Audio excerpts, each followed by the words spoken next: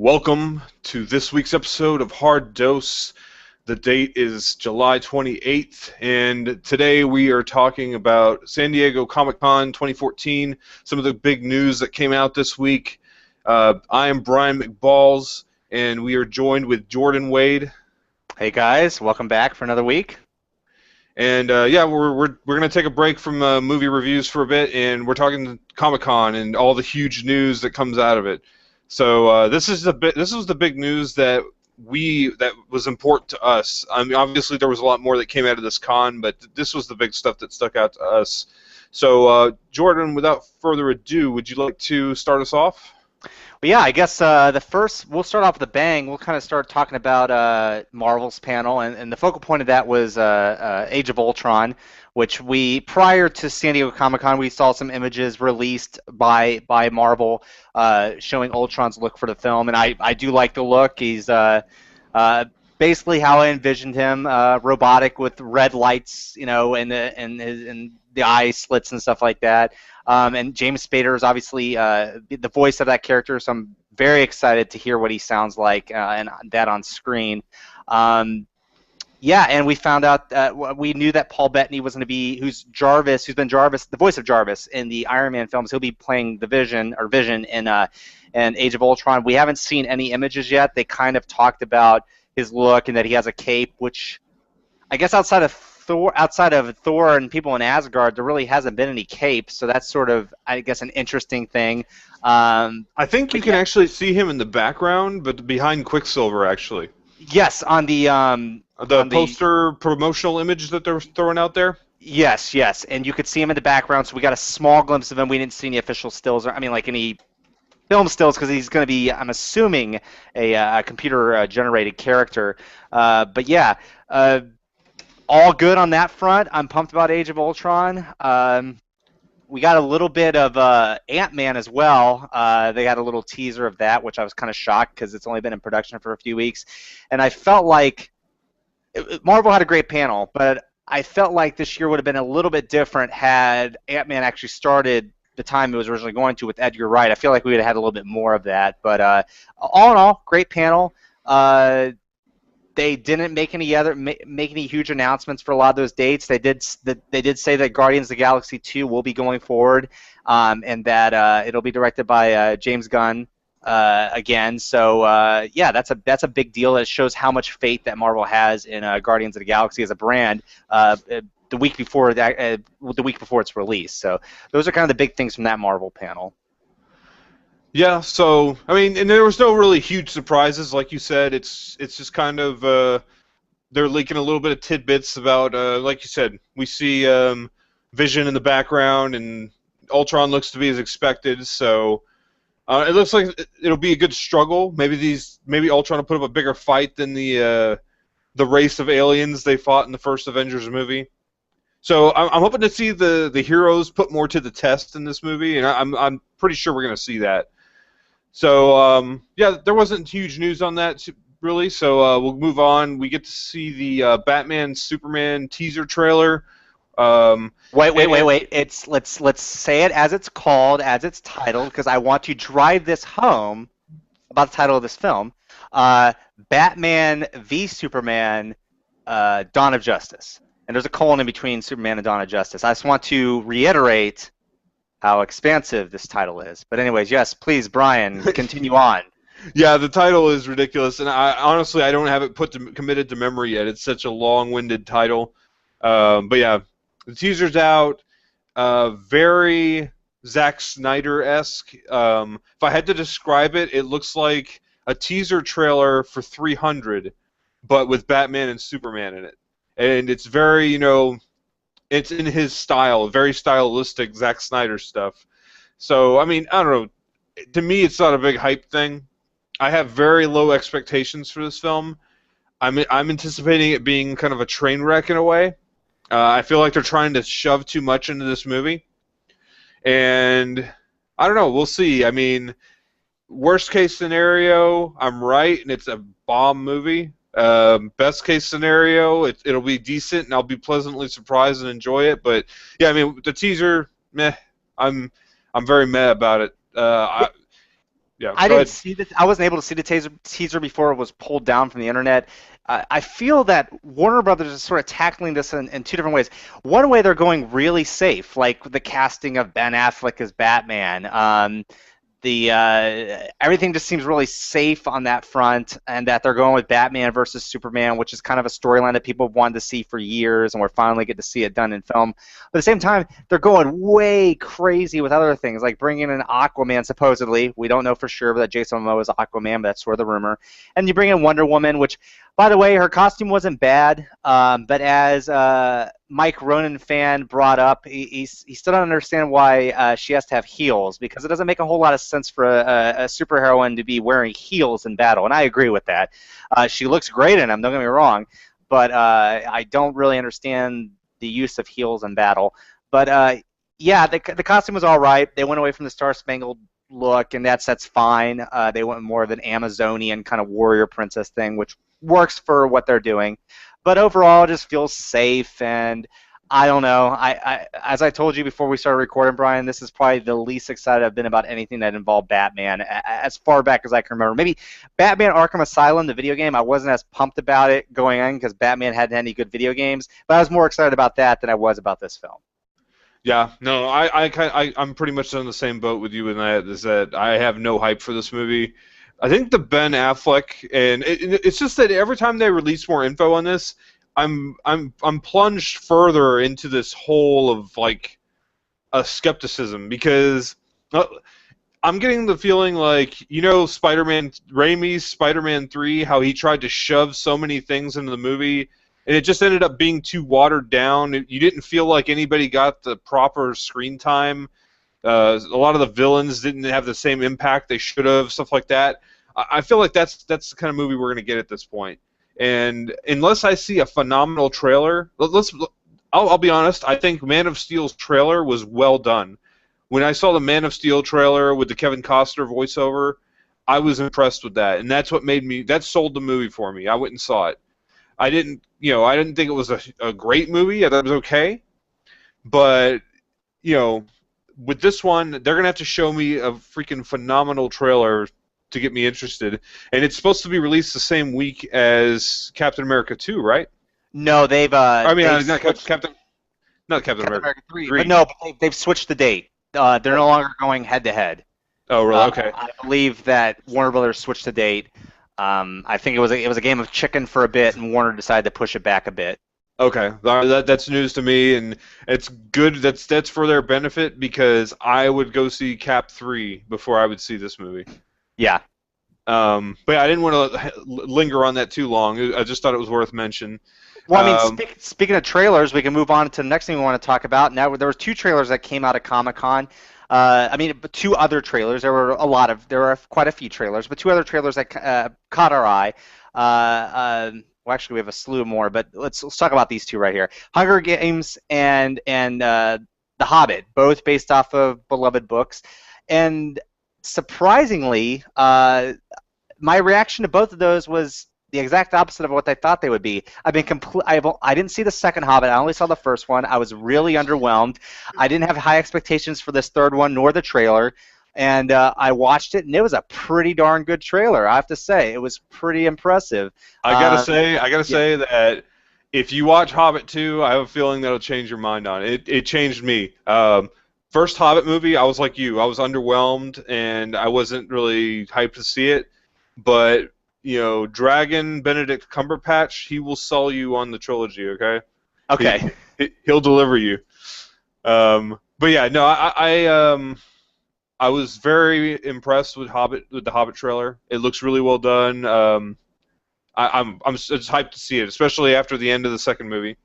And yeah, Hunger Games. Now, my story with this series is I didn't know anything about it going in. I didn't know it was some teenage novels for the teenage demographic or anything like that. I just went in and saw it because I think all the guys were seeing it one weekend, Mike and Rashid and them. So I was like, yeah, I'll go check it out. And I liked the first movie. I thought it was pretty good. The second movie, it was even better for me. Yes. And I enjoy Jennifer Lawrence. I enjoy what's his name, Woody Harrelson. I mean, Yeah, and they brought the late my mind's Philip Seymour Hoffman. Philip Seymour Hoffman. I love that man. It's such a shame he passed, but I mean, he's in these final two. I guess this was some of his last work, and they're working a way around the scenes that they didn't complete. They're using like CGI and just Body doubles and stuff body like doubles and stuff like that. So they're gonna fill out the movie, and it looks great. I'm hyped for it, but the trailer was disappointing to me. I will definitely agree. And what, because the two films prior to this had great trailers, amazing trailers that, as I've said before, for certain things, had the hair on the back of my neck raise up, and I enjoyed the first two films' trailers. And in fact, we've had a couple of sort of viral, I wouldn't say viral marketing, but like little smaller teasers that work within the film's universe that were released, showing Donald Sutherland as President Snow, and you had Josh Hutcherson on one side, and you had Jenna Malone on the other side. And those were really well done. And so it was really disappointing to sort of see this official trailer just kind of be, it was underwhelming. Like it felt like any other also ran post-apocalyptic, let's rise up film, and I think the movie is going to be great. I have no doubt that the movie's going to be great. Just this teaser trailer wasn't exactly what I was expecting. Yeah, and that's something we should put into consideration too. It is a teaser, and I don't want to sound like, all right, I'm of two minds on this. One, I like being blown away by trailers sometimes. I mean, especially in this kind of, the way that the culture is now, is they show so much in the trailers. And compared to a lot of the other ones, like The Hobbit showed a lot. I feel like The Hobbit did show a lot. And I guess I have no problem with that because I know how the story's going to pan out anyways. But, I don't think a trailer needs to show a lot to be effective. And even though this is a teaser trailer, I felt like it didn't hype me really. It was pretty short and they didn't show too much, but it just didn't generate any more hype for me. So yeah. Yeah, and there's times when trailers are amazing and the movies are crap. Like watch any Transformers films trailer. The trailers are way better than the films themselves. So you can have bad trailers that have, or lackluster trailers that produce good movies. But I feel like the definition of a teaser doesn't have to be, the whole thing doesn't have to be great. It just has to have one element that sort of piques your interest. And I just felt like the Hunger Games Mockingjay Part 1 trailer didn't have that one thing. It was like, holy crap, the stakes have been raised. So I'm sure there'll be a great trailer that comes out down the line. And it didn't show a whole lot, which kind of moves into the next trailer I want to talk about, is Mad Max. Yeah, and that's a good comparison here, is because Hunger Games and Hobbit, we're both pretty much somewhat invested in those franchises and expect big things from them. And then Mad Max comes out, and it's like, this, you're showing me something I didn't know I wanted. Like I don't know. Why don't you tell us what you thought about it? Well, to be honest, the most I've seen I've seen the beginning half of the Road Warrior, which is the second one. I've not seen. I mean, I'm aware of the character. It was what made Mel Gibson. I'm aware of the trilogy. Beyond Thunderdome's kind of this culturally iconic film because it was over the top for the series. It had the biggest budget out of the three. But it's been nearly 30 years since that film came out. So this is a sequel that comes out 30 years later. But what's great is it's the same director. So George Miller, it continues to be his same vision that he had for the first three films, but it stars Tom Hardy and Charlize Theron, and I was blown away. I didn't have high expectations for this, obviously, being that I'm not invested in this franchise, but it just looked absolutely stunning. It didn't show a whole lot, but it showed a lot of action, and it's in the desert. I believe the Australian outback, being that the character is Australian, and I don't know about you, Brian, but I was just completely floored by the imagery, especially of the sand cloud rolling in from the distance, and them, just the fury that's going along with the cars as they're driving along. Did you have any particular feelings from the trailer? I agree with you. The action sequences looked like fast-paced and really brutal. And it reminds me of the original trilogy. It's bringing back that feeling of watching Roadrunner for the first time. I mean, Road Warrior, Roadrunner, jeez. But yeah, Road Warrior. I don't know. I'm very this trailer is the big surprise for me. This was the unexpected that came up for me. Like I had heard that they were making another Mad Max. It wasn't even my radar though. I was just like, oh, okay, someone's gonna try and make Mad Max. To me, that's like someone trying, that's like them remaking RoboCop, or it's something that just I thought it was gonna be low on my list. And after the trailer, like the sandstorm, the imagery, the I don't know how much of that was live vehicles and stunt work versus CGI. I'm guessing there is a lot of CGI involved, but I'm hoping there's a lot more like stunt work kind of stuff, because to me that's what helped elevate Road Warrior for me, was the live action stunt work. Yeah, I imagine they did a lot of live action stuff, being that you're kind of out in the outback. You have a lot of expansive area to work in. What was interesting I read about this film is that it was shot, one of the things interesting, it was shot in order, which is incredibly uncommon, if basically non-existent when shooting feature films. You generally shoot stuff out of order for budget reasons. You shoot scenes that take place in particular places. And being that this was shot out in the desert, they just shot it in order. And George Miller said there wasn't a full functioning script on set. He didn't write a script for this film, which sounds scary, but this film is being described as just a one long car chase. It's a chase film that just happens the whole movie. So he doesn't want his character to talk a whole lot, and I don't believe, like in the original Mad Max and Road Warrior, you got me saying Road Warrior thing, film, there wasn't a lot of dialogue, I don't believe, to begin with. So I think he's sort of staying with that. It's more about the action and the imagery and stuff like that. And yeah, it was extremely low on my radar, if non-existent. I knew it was coming out next year.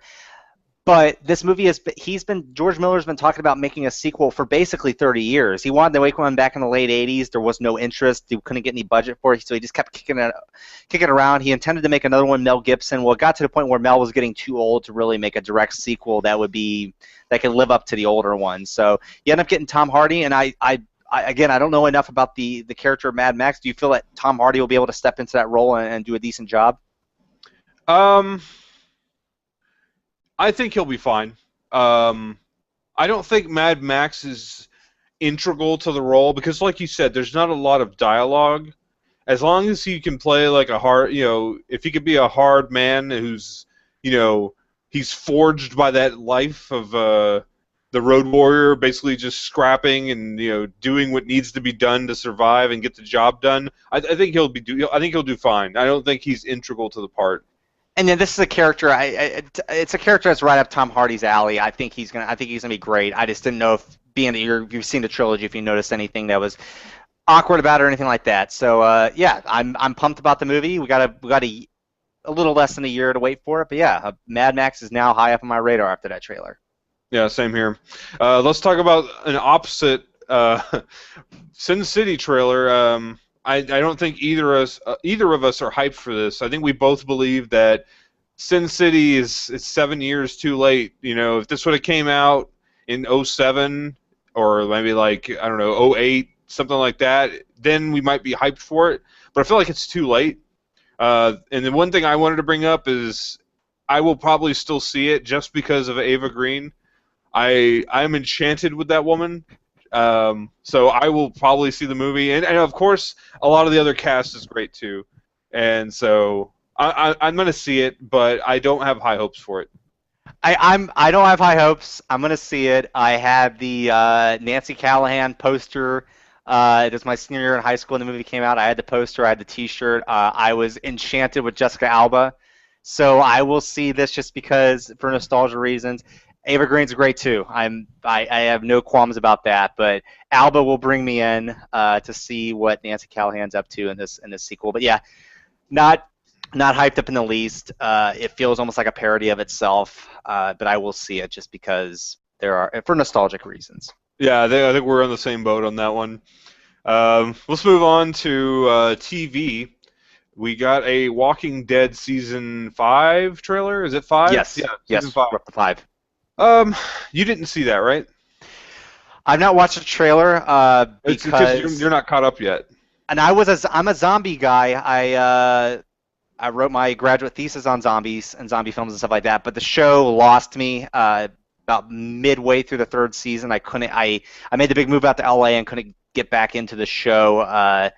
And so I tried to, it just wasn't working for me. I do intend to catch up before season 5. I've had a lot of stuff spoiled for me, so I say, go ahead, bring it on. I'd like to hear your discussion about this trailer. I'm not gonna like just massive spoil anything, but all right. So they pretty much get captured by cannibals at the end of season 4, and I envisioned a season 5 that was very bleak and very dark, which involved them being in captivity for a good portion of the season.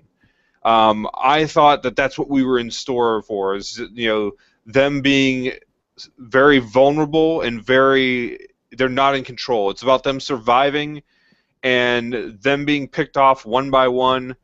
And I was looking forward to something to change it up a little bit. I feel like season 3 and 4 were so similar with the prison dynamic that the show needed to try something different. And the trailer, while the trailer is well done, they show a lot of good action scenes. They show a ton of action. But it's a good long trailer too. I think it's like 3 minutes. But I feel like it spoils too much, and they show and spoiler alert, it shows that they're away from the cannibals. And it looks like a good deal of it is away from the cannibals. So in my mind, I'm worried now that season 5 they're going to spend like one episode in containment and then they're out again. And to me, that's a disappointment. I was hoping to see and especially the way Walking Dead does content now, they do tend to pad out a good portion of the season. I don't know if you've ever noticed that. Yeah. They spend a lot of budget on certain episodes, and they're action heavy, lots of zombie kills, and then you got like 6 to 7 episodes of slow build up, and they're trying to be more suspenseful and dramatic. And I felt like that would be a good way to spend that money, or to spend those lull of episodes, is maybe a slow beginning of them, a dark beginning of them in captivity being picked off kind of thing. But I don't know. We'll see. To me, the show is more of an obligational watch than a pleasurable watch. There's so many things I don't like about Walking Dead, but the zombie kills, the ingenuity of the survivors and stuff like that, that's what keeps me interested. I'm not so much invested in the characters so much. I mean, I think Daryl's a badass and Carl's starting to grow on me, but it's still not... it's not top tier for me. But we'll see how it goes. The trailer's well done. I just think it shows too much.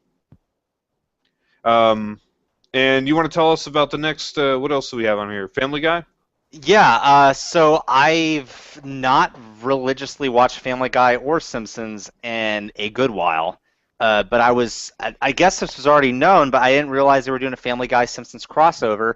And we got a 5-minute series of clips from Comic-Con showing off parts of this hour-long special, and I have to say I'm definitely going to watch this. It seems pretty interesting. It's coming out in September. It's weird seeing these two universes cross over, being that they're different skin color, different senses of humor too. It's a little weird seeing, just being that Family Guy, since it's on at a later hour, it's a little more, I would say humor's a little more graphic than The Simpsons, so it's a little weird seeing those two universes collide. But it'll be fun. It'll be done this one time, I'm sure. And, we had a Jetsons Flintstones crossover at one time. You might as well have a Simpsons Family Guy crossover. It feels sort of old school in a way to have that. But I'm glad Fox is doing it. It's a novelty, and it's an interesting novelty. It reminds me of when The Simpsons crossed over with Critic. Do you remember the Critic? Yes, and he came on to, I remember that. He came on The Simpsons, and it reminds me of that, and that's nostalgic for me, because that was during the golden years of The Simpsons, and I watched the 5-minute promo clip that they had out. I enjoyed it. I will watch that episode. It seems interesting to me, because, I'm like you, I haven't religiously followed Family Guy in like 5, 6, 7 years. It got too, I don't know, it lost me. And Simpsons, I haven't followed that since like season 10 or 11. It's been a really long time, but I still, there's always going to be like a big part of me that was influenced by the first like 10 seasons of The Simpsons. That's like integral, like it's like a part of me. So I almost have to watch it just because it looks like there's a lot of callbacks. it looks like they took a, I don't know, it looks like they really handled the episode well. So I'm Yeah. looking forward to it. Yeah. Um, yeah, we didn't need to talk too much on that one. My big thing is Game of Thrones, as usual. So do you want to dive into that? We'll talk about that. Yeah, I guess I'll tee it up because you're the one that's going to be hammering it home. At, every year, Comic-Con brings the Game of Thrones panel, and I did not watch it. I read a little bit of here and there. I saw the cast announcements for this upcoming season, so I know actors are playing characters. I don't know what these characters are or anything like that, so I wasn't spoiled by that. I saw Keisha Castle-Hughes is going to be playing one of the Sands. And I had actually texted you and asked you if that character was a particularly big character, and you were, and you know you didn't reveal too much. But Keisha Castle-Hughes, if y'all don't know, she's been in a few things in recent years, but she was nominated for an Oscar for Whale Rider, Best Actress, when she was like 14 or something like that. And then she really sort of disappeared. She actually went off and had a kid or something like that. And but now she's back, and it's kind of cool seeing a former Oscar-nominated actress be on the show. So I was just curious if she was a big deal. But yeah, we got some casting announcements. It was cool seeing the video of the actors announcing they were going to be on the show because you can see the joy in all their faces because they're jumping into a show that is huge right now, and it's a big deal. So any actor would be excited to be playing a character on the show. So Bryan, without further ado, I'm going to go ahead and just kick it over to you, and I want to hear your reactions to this panel. Yeah, the cast video release was awesome. It's always very. I love seeing that these new actors come in and they're fans of the show and they're so happy to be part of it. Like that makes me happy. Like to see them happy about it because you know that the actors are invested. They're not just doing it for the paycheck. You know what I'm saying? They have some kind of attachment to the content, and that really makes me happy because there is a lot of work and people put lots of work into this show. So. I'll just talk about the casting choices real quick. Alexander Siddig as Doran Martell, I think, is great. I think he's going to do an awesome job. I think he looks close. He resembles Oberyn a bit. Pedro Pascal. They look similar, like they could be brothers. So Doran Martell, can't wait to see him act that out. Toby Sebastian as Trystane Martell. Obviously, the character's been aged up a bit. He looks as I would have thought Trystane would look. So we'll see how that goes. I don't really have much to say about his casting. I think they nailed it pretty much. They have recast Myrcella Baratheon. Nell Tiger Free is her name, I guess. Nell Tiger Free. Yeah, that's interesting. I didn't read her name before.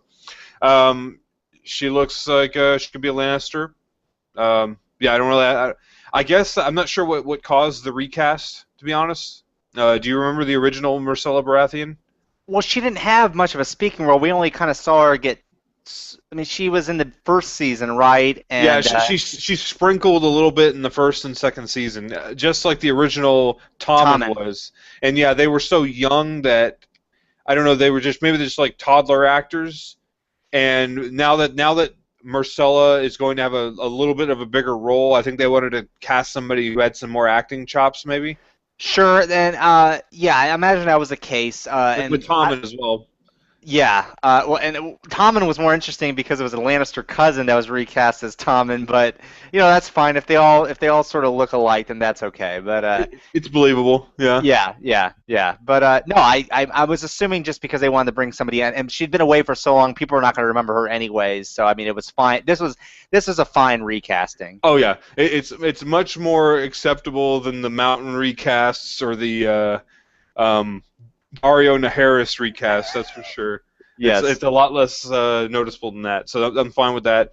And I'm sorry, I'm gonna butcher a lot of these names. I'm very sorry. Diobia Apare as Ario Hota. He looks just like I would have envisioned him. So I'm curious. So is that a big character? He is. All right, I could tell you this, and it won't really spoil anything. He is a point of view character. Oh. There are chapters told from his point of view, and he is, in a sense, the most observant person in the books. As far as he is pretty much a walking camera. Like he is a character, but he is very he's a soldier. He's just duty, and he almost doesn't think for himself.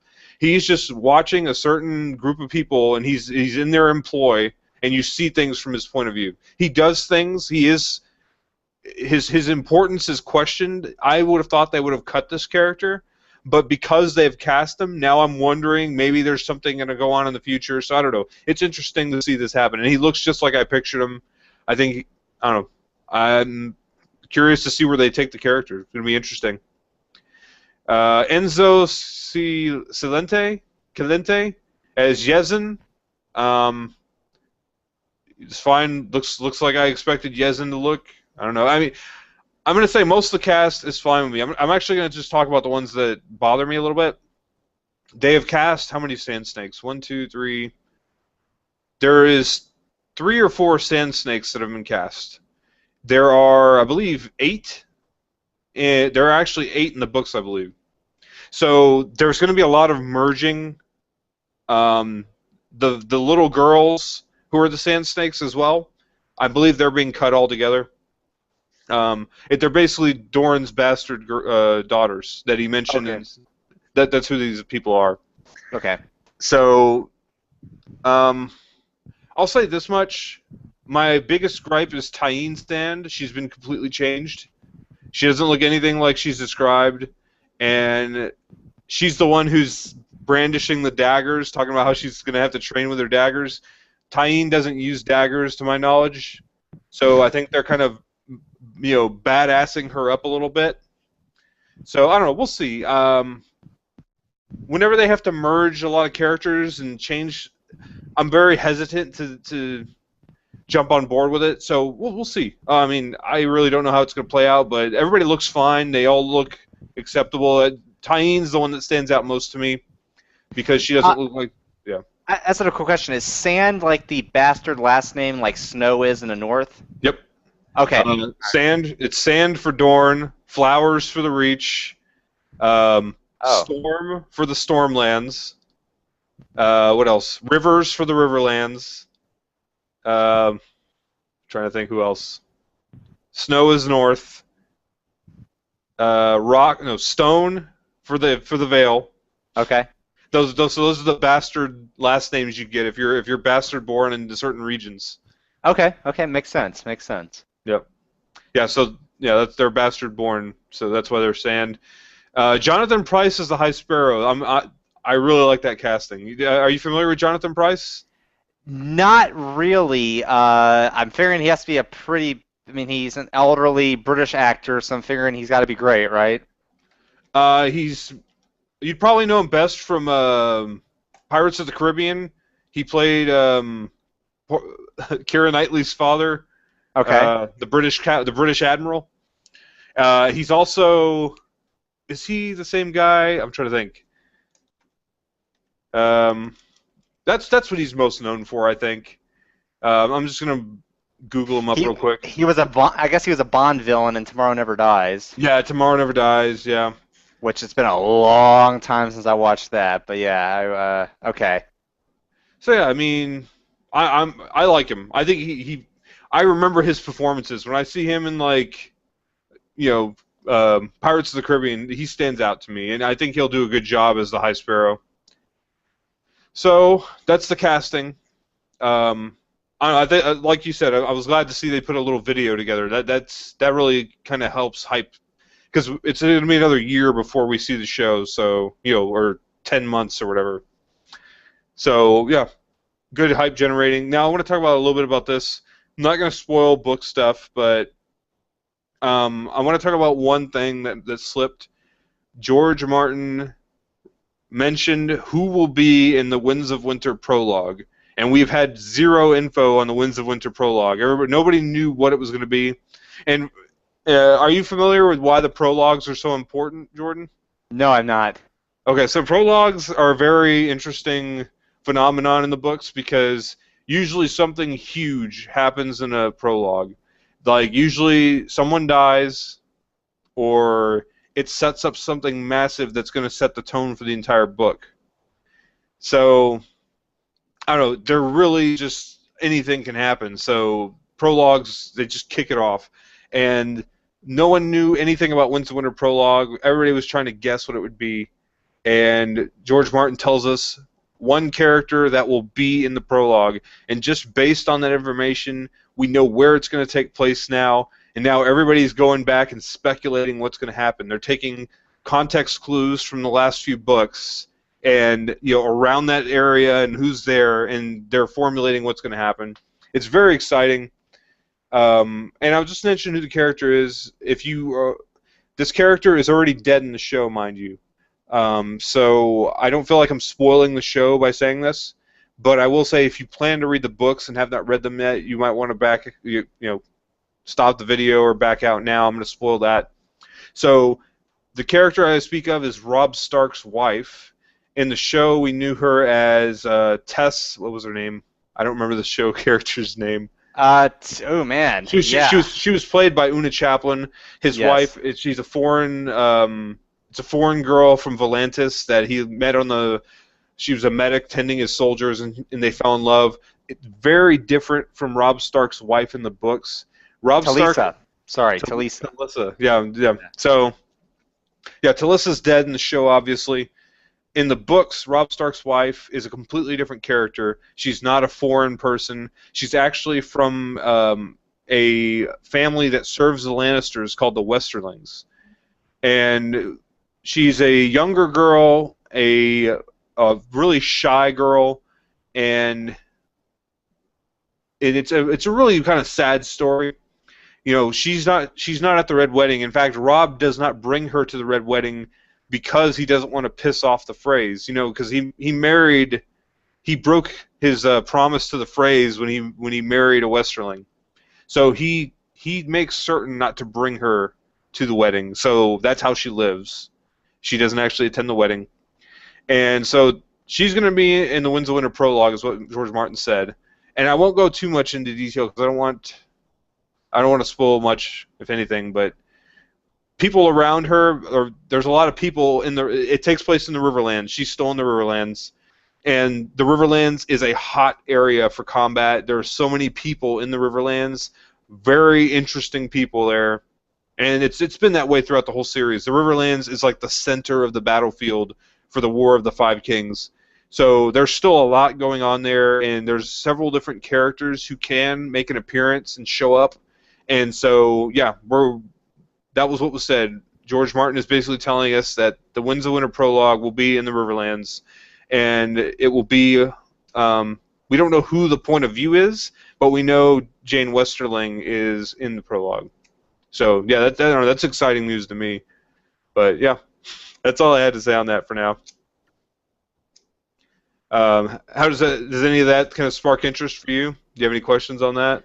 No, I mean, just being that Talisa, whatever her name, is deceased, I'm interested to see how the books go forward with that. I mean, that I won't be reading those books until after, because I've taken a stance to not read the books until I've watched the show. But I might read the first couple books because it's a long year. But I'm not going to read anything past where the show's at. But yeah, I know y'all have been waiting a long time for this book. I just hope that George R. Martin starts releasing it. He's getting older. One more thing, one huge tidbit of information that makes me happy is that George is not writing an episode this year. He's not writing a script for season 5, and that is very comforting to me because he's basically taking it serious now that he needs to get on that book. He needs to finish the book. He's prioritizing the book now. And I think that's important that he stopped taking all these auxiliary projects. He's been writing so many different little things, and he's been writing a script for the show each year on top of any other, consultation he does with the show. I'm sure they call him frequently for pointers or info or whatever. So, that's probably saving him days of work to not have to write that script. And he can just stay focused on the writing. So I'm happy about that. I don't know, that was good news to me. Yeah, and he still has another book to go after that. So. Yep. So yeah, that's it for. Did you have anything else you wanted to add before we close out? No, I think we did a pretty decent job of covering San Diego Comic-Con 2014. Okay, excellent. So yeah, if you guys want to see more of us, check us out on Twitter. You can follow us at Altness. You can also check us out. We have a Facebook page, facebook.com/altness, and you can also go to our website where we have all of our other video content, altness.com. And yeah, that's it for us this week. We'll be back next week with, I don't know what yet, but we will be back. And I'm Bryan McBalls, and that's Jordan Wade. And yeah, we'll see you next week.